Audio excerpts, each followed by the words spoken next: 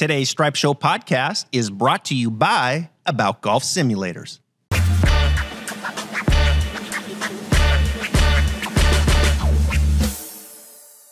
And we're back, Stripe Show podcast on a Monday. I'm your host, Travis Fulton. Thank you for making us part of your day. Got a big show for you.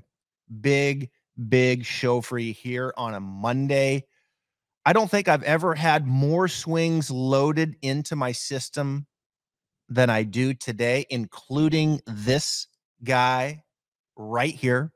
A lot of you tuning in today, perhaps for the first time, to find out who this guy is. I posted it early in the week.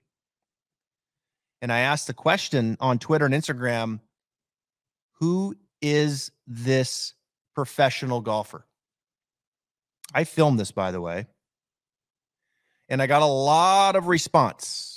Close to 3 million in views. Amazing. Had no idea. I'm going to tell you who that is here momentarily. But before we get to that, we got to start with Collin Morikawa. Now, that swing is not Collin Morikawa. And it's not Jordan Spieth, by the way. So if you've tuned in and you thought it was Jordan Spieth, it's not him. And it's not Paige Sporanic. A lot of you thought it was Paige. It's not her. Who is it? I'm going to tell you here momentarily, but we've got to start today with this guy, Collin Morikawa, champion over at the Zozo Championship, back in the winner's circle. Today, lots of stuff coming to you about Collin Morikawa, including his short game, who he worked with Parker McLaughlin, a friend of the podcast. I'm going to show you some short game technique around Collin Morikawa, and I'm also going to show you his putting stroke. Works with Stephen Sweeney. Very interesting right hand. I want to have a little conversation about that. So all things Collin Morikawa. In addition, we are going to be looking at a lot of short game shots today. Big debate in the instruction industry on should you steepen the attack angle into impact, a la Victor Hovland, a la Jordan Spieth, a la Scotty Scheffler, or should it be more shallow, right? Use the bounce a little bit more. A la Max Homa, a la Bo Hostler, a la Ben Griffin, a la Collin Morikawa. So we're going to have some fun with that. I'm going to show you basically a comparison between those two and maybe what are some of the pros and cons of those two different styles. But we got to start with Collin Morikawa here in his swing, because this is one of the elite ball strikers in the game. And when you look at this swing, thank you for tuning in on YouTube. Our audience continues to grow. Travis Fulton Golf on YouTube. You can watch the podcast. You can watch these swings that I'm breaking down. Thank you for joining me on audio as well. I will articulate the best I can on what we're looking at. This is a drip fade, Operation Drip Fade, one of my top training programs at travisfultongolf.com. A few weeks ago, we talked about Operation Baby Draw, and now we got to talk about drip fade because Morikawa is the man when it comes to the drip fade. What's interesting about Morikawa, real quick, before we break this down, I had his longtime coach, Rick Sessinghaus, on after he won his first major, and it was one of the very first pods Sessinghaus did, and it was right when I was starting my podcast. And he just dropped this little nugget on me. He said, Travis, Morikawa drew everything in college. I said, what? He says, yeah, he hit a draw in college. And then he turned pro and everything started dying right. So we decided to just hit the fade. Well, there you have it, right? So he was in college, he hit a little baby draw and he turned pro and now he's hitting a drip fade. So what are the components that maybe started to come about as he started to hit a drip fade? First and foremost, if you want to fade the ball, you've got to favor a little forward ball position. Okay. If you move the ball too far back in the stance, it's going to be very difficult for you to fade the ball. So keep the ball a little bit forward in the stance. I think the second thing that I always like to say in hitting a drip fade is you probably need to borrow a little bit to the left when it comes to alignment. Right? Maybe just kind of squeeze it. Ball kind of starts right there, maybe left center, and then it just kind of bleeds back to the right. When you hit a draw, oftentimes you can go ahead and aim straight And then when you trap it and with the attack angle, the ball starts a little right. It's a little bit of a push and then it dies to the left. So you can usually with an iron kind of aim pretty straight and hit a little push draw.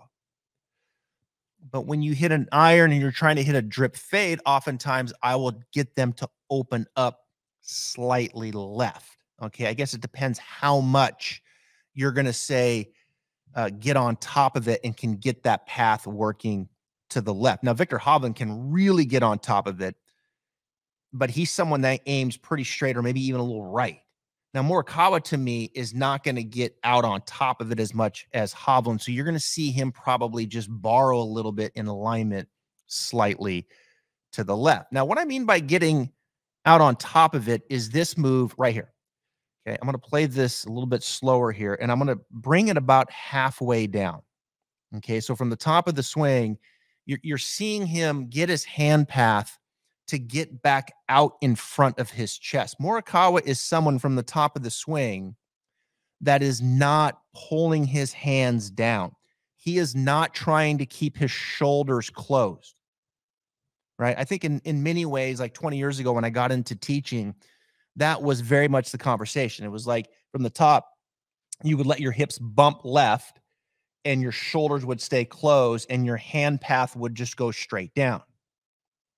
Morikawa's not doing that.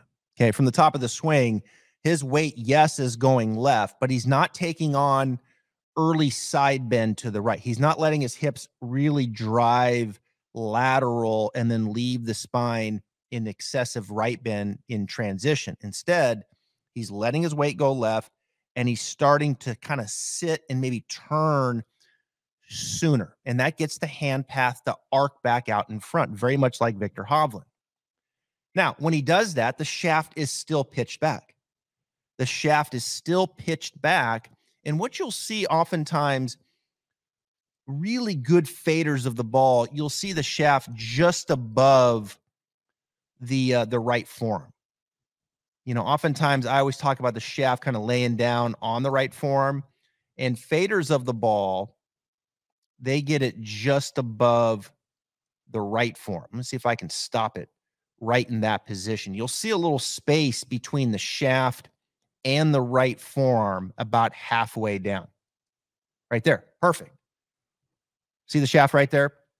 See that space between the shaft and the right forearm? That little window?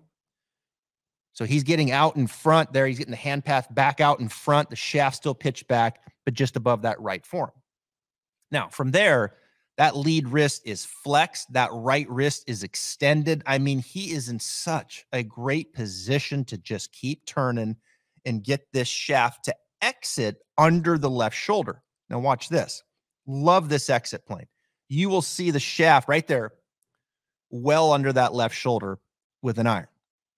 Okay, the club face kind of looking back towards the camera a little bit. It's just beautiful. I mean, it's just absolutely beautiful. So those are some of the things that you see with people that fade it. Now, the other thing that you're probably thinking about with Morikawa is his lead wrist is, oh, dare I say, it's flexed.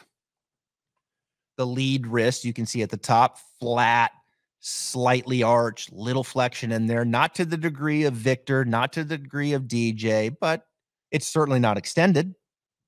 Club face, you can see matched up pretty square to the lead forearm, and that's because Morikawa has a weak left-hand grip. So he's got a weak left-hand grip, takes it up to the top, flexes that lead wrist, club face nice and matched up, and then from there, he can really go. The other thing I want to note here, guys that fade the ball, okay, is that they still have adequate lead arm depth. Can you see his lead arm there covering his right shoulder? His left arm is around him, okay? He is not fading the ball as a function of taking the club more out and the left arm more up. I see that a lot. I hear that a lot with amateurs. Okay, I'm going to fade it. I'm going to take it. I'm going to go ahead and take it way more outside, my lead arm very upright, and then across. You still got to have some lead arm depth. Okay, that lead arm depth around him now gives him depth where he can then arc the hand path back out in front of him. Hopefully that makes sense, because that is very much a part of my program, Operation Drip Fade, I take a lot of time for people to understand how to get things organized to the top. So from there, you can then really cover it and arc it back out in front and get on top of it and rotate and get the shaft to turn the corner and release back around under the lead shoulder. I don't want to get in the weeds of this, but these are some of the things that I see with guys that hit that power fade. It's a power fade. It's not a wipe. He's not holding on to the face through impact. He's turning, he's de-lofting the face. The face is looking slightly left. That's where the ball starts. And then the path is left of that.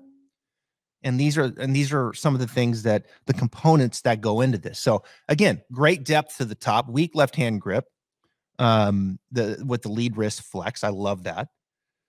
If he had a little stronger grip, the face would just be a little bit more closed, which means he's probably got to use the ground with shaft lean and rotation to help stabilize that face a little bit more. But look, you can kind of tune those things in: grip, wrist combination, wrist angle combination, get the face in a good position, get enough lead arm depth where then you can start to open up and get back out on top of it, cover it better.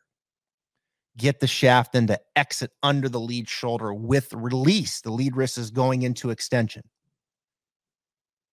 Power fade, operation, drip fade from a man, Collin Morikawa. Hack Motion is an innovative wrist analysis sensor and app that measures players' wrist and hand movement in the golf swing. With audio feedback and different drill modes, it offers the capability to improve players' wrist mechanics in the golf swing to provide a better club face control and impact position. Hack Motion can be used for both full swing and putting to cover all golf shots. Hack Motion is used by some of the top golf coaches today around the world. Visit hackmotion.com. Now back to this guy. Who is this guy? A lot of you said Justin Rose. I can see a lot of Justin Rose in this. A lot. I can see it at the top. I mean, I can see Justin Rose right there. I can see it in the finish. I can see Justin Rose right there. It's not Justin Rose. Ooh, it's not Justin Rose. It's funny, when I posted this, I thought to myself a little bit of Justin Rose, but I had no idea that probably over half the answers would be Justin Rose. It's Cam Davis. That's the winner. Cam Davis is the winner. And for those of you that picked him on Twitter and Instagram, I will be sending you instructions on how to get a free training program from TravisFultonGolf.com. In fact, I think I'm going to make it Total Driving. Total Driving.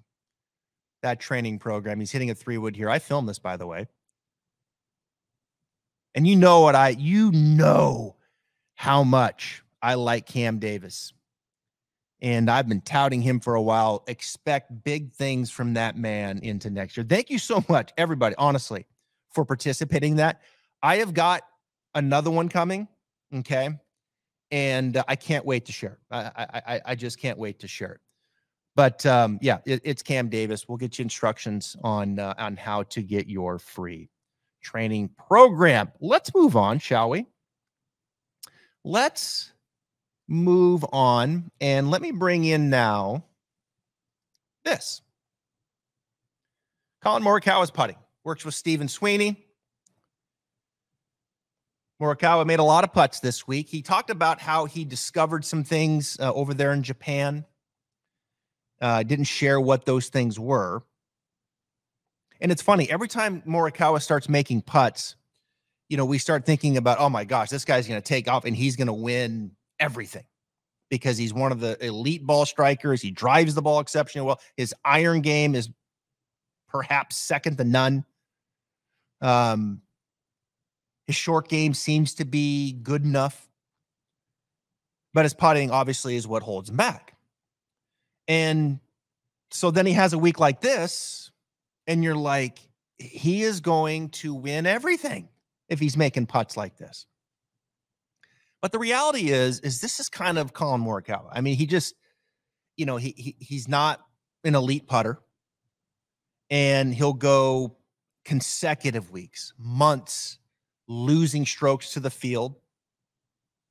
You just look at his, like, I'm just looking at some tournaments right now, like back in 2021. And when he was just winning everything, right? He wins the Open Championship. He was 4th at the U.S. Open, 2nd at the Memorial, 1 WGC Mech. I mean, he was just on a roll. And you look at his strokes gain approach, and it is absurd. Absurd. +7 and 8, like every single week. +9. Absurd. And through that same stretch of, say, 10, 11, 12 tournaments, he finished in the green positive in strokes gained putting maybe 3 or 4 times. I mean, he just, like he's losing 2 or 3 all the time. But then when he does have a great putting week, like at the Open Championship, he wins. And when he has a great putting week, like he did at the Century earlier this year, he almost won, finished 2nd. Another decent putting week at the Farmers, finished 3rd. And then it was a run of red. Late summer, a little bit of improvement. Last time we saw Morikawa, Tour Championship, lost 2.6 in putting. BMW Championship, lost 1.2 in putting. Finished 6th at the Tour Championship, losing just under 3 putting. +6.7 in approach, +2.8 off the tee. You can just go all the way back. I mean, I can remember WGC Mexico. I can remember that vividly back in, what was it? It was 2021, right? Yeah, 2021. The week before, folks, Morikawa lost 7.6 in putting at the Genesis, and then the very next week, +4, wins WGC Mexico. The PGA Championship back in 2020. Let's see. The tournament before the PGA was the WGC St. Jude. He was level there. The week before that, he lost 8.3 in putting. I mean, it's amazing. It really is. I mean, we're talking like bad putting, a run of bad putting, and then all of a sudden, +4 or 5, he wins. So when does that happen? I think he's kind of shown us who he is. He's moved around. He's done a lot of different things. You look at the stroke here, the first thing that comes to mind is that right-hand grip. That right-hand grip and how it's kind of on the side there. But his right hand, when I'm going to zoom in here, look at that right there. For those that are watching, he's got some funky looking fingers too. Like, it looks like he's broken at least 3 or 4 of those fingers, especially his pinky. But you see the gap between the pinky and the index. He has the pinky and index finger together, and then he has the middle finger. Or no, I'm sorry. He has the bottom 2 together, and then the middle 2 together, and then there's a split. So he's like this. I'm gonna put that in front of the camera like that. There you go. And so there's a split there, and he's kind of got the middle 2 on top of the grip with the thumb underneath.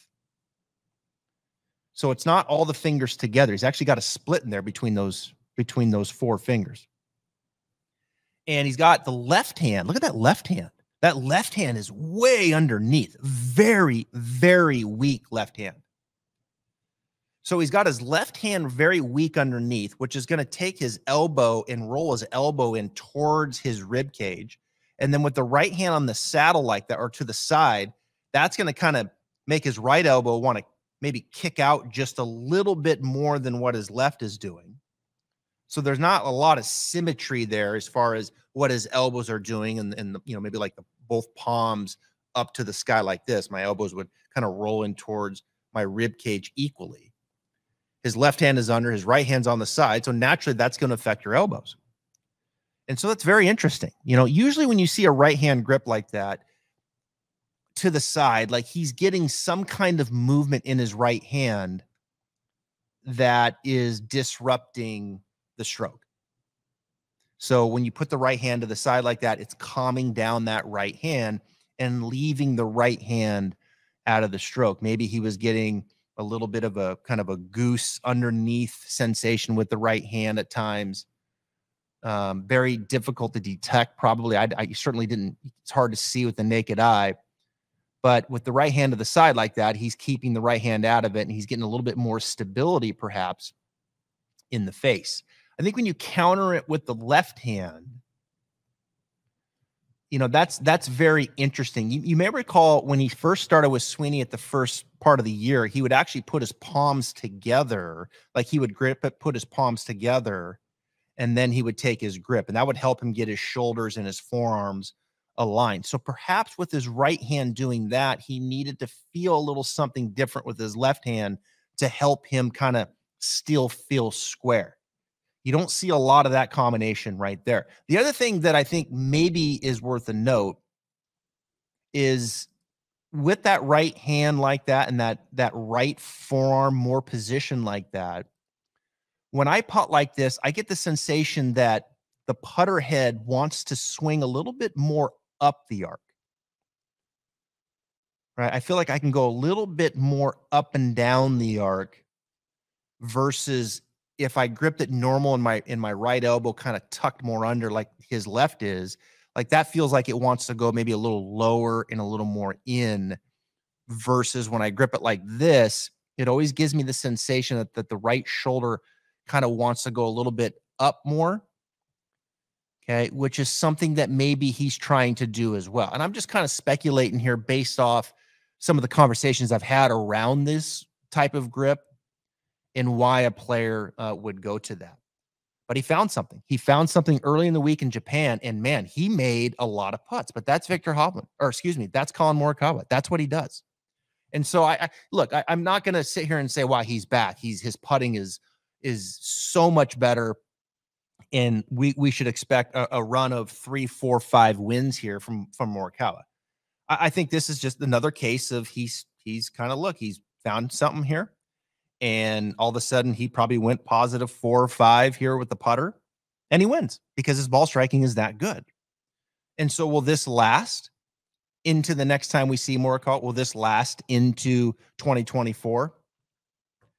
I mean, I think if I had to put money down, it would be that we were probably going to see what we've seen in the past, which is, a run of where he's not putting great, and then okay, and then all of a sudden, boom, positive 5. He wins. I'd love to see Morikawa, though, become a more consistent putter. And maybe he's getting to that point. We'll have to wait and see. But no surprise that this guy found something and back in the winner's circle for the first time in 2 years. The other thing I think that's worth noting with Morikawa is this motion here. He worked with Parker McLaughlin at the beginning of the year. I don't think they're still working together, but I think it was more of kind of a counsel of some shots, like, just being able to bounce ideas and validate and things like that, which you get a lot. Like players will, pick someone that they like in that particular part of the game and say, hey, I just want to be able to talk about the shots that I hit and get your opinion. It's not a complete rework of everything. And Morikawa, I think, his mind is pretty much like that. However, and let's go back to putting just for a second. However, and I wanted to mention this and I failed to. Morikawa did rebuild his stroke from the standpoint of how far back and through he takes it. So real quick here before we go to the short game, Morikawa was always someone who took it back shorter than he brought it through. It was more of a 1-to-2 ratio. So let's say he takes it back 6 inches, he would swing it through 12 or 13. When he went to Stephen Sweeney, I saw it reverse. Now, I don't think it's completely 2-to-1, meaning say he takes it back 12 inches and through 6. I think there was some video out early, like January, February, where you could see the backstroke was twice as long as the through stroke. Like that's a complete remake. You go from 1-to-2 to 2-to-1. That's different. I watch him now. I think it's, I don't know. It feels like it's closer to 1-1 now. Maybe he's kind of found the middle ground. It'd be interesting. That'd be interesting to ask Steve and ask Collin, like, where is he, or is he even thinking about it? But he did, for the record, go from a putting stroke that was short back, long through to long back, short through. I'm not going to get in the weeds of that, but he did do that. Now, to me, it looks like the biggest difference here is what he's doing with his grip. In the short game, you'll see Morikawa in this particular shot definitely subscribing to the shallow aspect of the shot. And that's relevant because so much of the discussion in the industry right now, as speared from Joe Mayo, Trackman Maestro, who I think is just a brilliant mind, someone who's always been very good to me in his knowledge and his education and being able to text him. And, he's a real studious mind. He wants to know the science. He wants to know the facts, which is fantastic. And so much of the technique that he steered Viktor Hovland to, which is right here. And for those watching, you'll really enjoy this. You see Viktor Hovland up top there, and then you see Viktor Hovland on the bottom. And the biggest difference you see, I mean, the address is pretty similar, but the biggest difference is when he goes up to the top, you can see his head went towards the target on the bottom one. And that's where Joe Mayo took him, is as he went up to the top, he allowed his head to go towards the target, move some weight towards the left, where you see up top, his head was pretty centered. Okay. Now, coming down, you can see he's much more out in front of it on the bottom, which is moving the low point ahead. There's two things that are happening there. He's moving the low point further past the ball, and he is steepening the attack angle. Okay. That attack angle is coming down. I don't know. Let's put a number on it. 10, 11, maybe, versus the one up top there. Call it 5, 6, 7, somewhere in there. Right. So the one up top, attack angle shallower, low point still a little is still ahead of it, just not as far ahead as the one on the bottom, and just not as steep. Okay. And so look, that's different. When you move the low point way ahead and you steepen the attack angle, well, now that leading edge is certainly going to be more involved, right? You're going to get the leading edge on the ground. And I tell you, in full credit to Joe and Victor, at least in my eyes, this change, what you see right here, has turned the light on. I mean, Viktor Hovland's short game is much improved. And so you look at this technique and you see you see Collin Morikawa's head very centered, right? I mean, it's not moving forward like we were seeing with Viktor Hovland and the changes that he made with Joe Mayo. Similar backswing. You see these guys, these greenside shots, you don't see them put in a bunch of excessive radial into it. Like, they're not cocking that wrist an excessive amount. I think that's a very important piece here. And you can see it right there, right? Look at the left arm. It's at 9 o'clock. It's coming across the chest, parallel to the ground, and the shaft is not at a right angle. I mean, the shaft is pointing, towards 10. Okay, so they're trying to keep out excessive radial. You can put radial into it, say in a bunker, or if you're out of the rough. Like, there's times to do that. But I think the shot that we're debating here, off a pretty good lie, greenside ish, like, that's kind of what you're going to see right there. Now, from there, his head pretty centered. He definitely didn't go left, and so the low point just past the ball. And you're going to see a little bit of shaft lead and impact. I don't think really the question here in the difference in the style is shaft lead. Like, if you're going to launch the ball low, like, you've got to have a little bit of shaft lead, right? And there's got to be some shaft lead in there. Okay. Now, if you want to launch the ball a little bit higher, then you can take some shaft lean out. And if you want to really launch it high, well, then you can start taking the shaft lean the other way. And so shaft lean, to hit a lower shot, there's got to be some forward shaft lean in there. Okay, now with that shaft lean, the different discussion is how steep versus shallow are you going to be into it, and how far did you move the low point up ahead? Now, Morikawa, at least in this particular shot, working with Parker McLaughlin, you know, these are pretty shallow strikes, a little bit of shaft lean, low point just past the ball, and he's letting that club head kind of pass the lead wrist. This is probably a little more of a medium trajectory shot than what you're going to see, let's say, with this particular shot right here, Victor Hovland. I got this from Joe Mayo, and you can really see the difference in the movement. It's fascinating. I love looking at just different styles. I mean, that's what we do here on the podcast, is we kind of bring some of these discussions to light. So you can see as he goes back, this is a much lower shot, but at address, you can see the shaft just, a little forward. But watch when he goes back, watch the head going forward. Okay. It's going forward. Weight's going forward. He is moving. Again, not a lot of radial on the lead wrist. Now from there, he's going to stay over there. That attack angle is going to be steeper. That low point is moved forward. And so he's got to get that club head out of the ground, which these guys are good at. Okay. That leading edge is exposed. And look, you can hit these shots, even with the steeper attack angle, even with the low point way forward. Like, you can get the club head out of the ground. But you've got to be pretty nifty.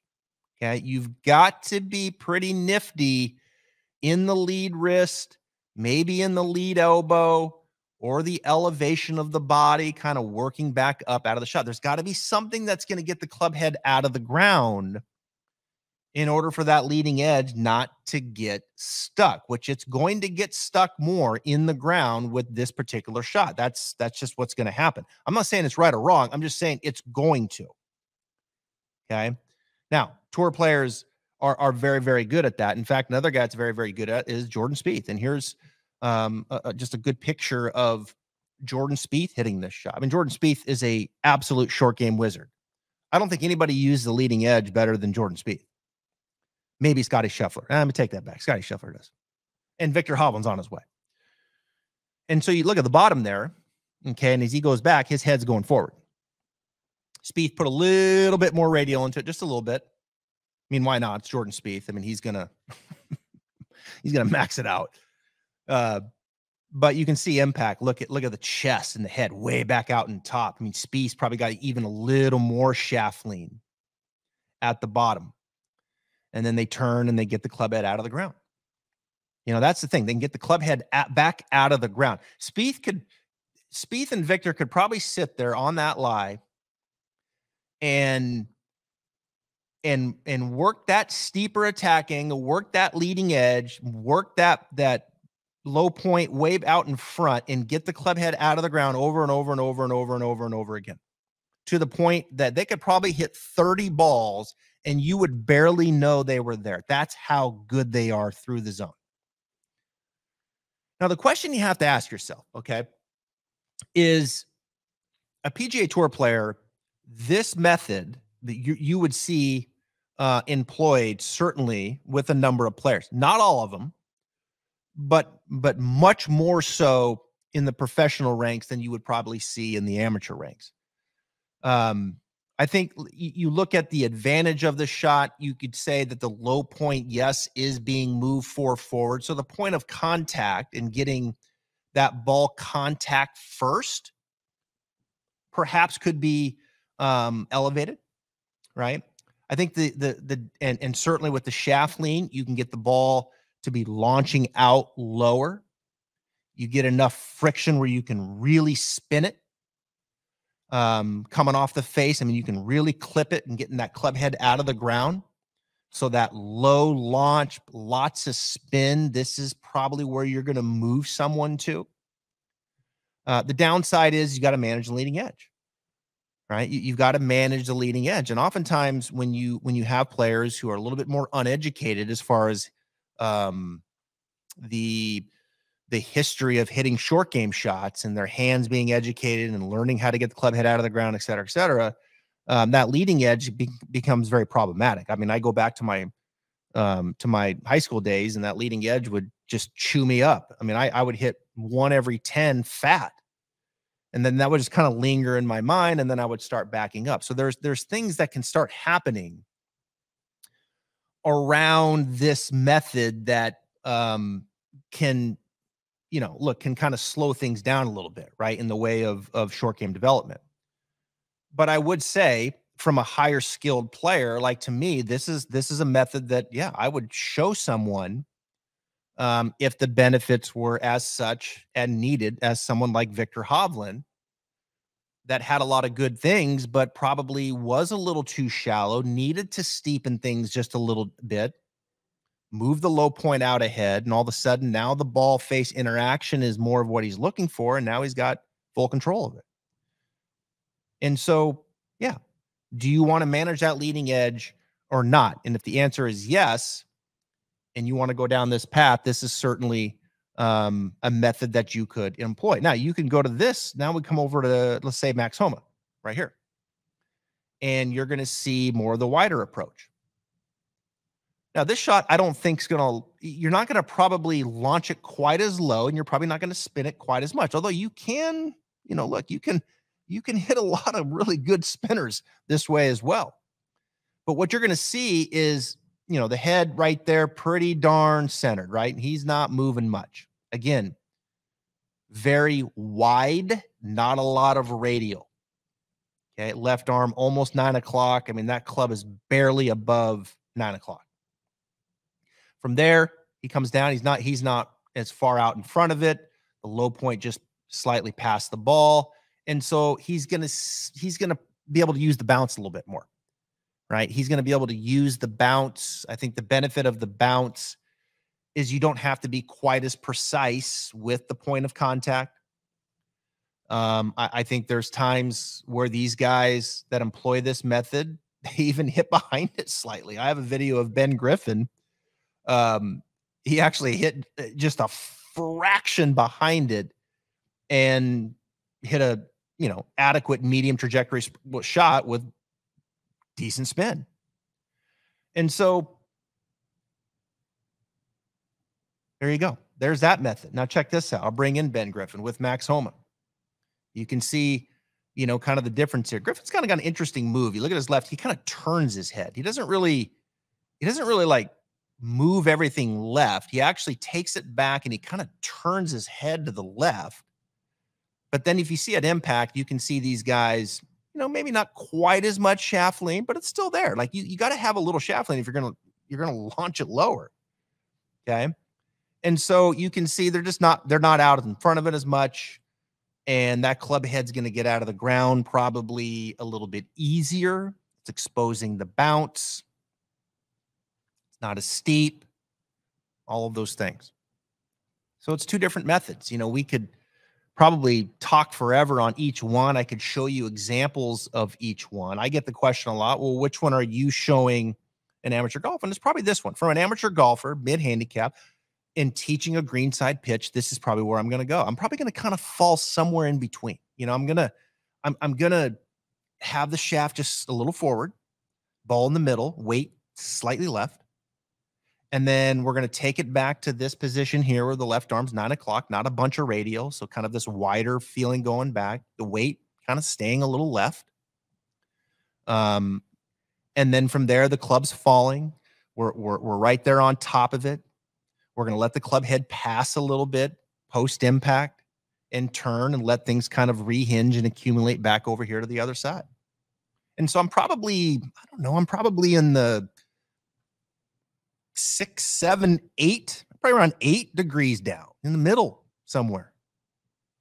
And then if you get that higher skilled player or someone who, needs to maybe move the low point up a little bit more, let's try a little steeper attack angle.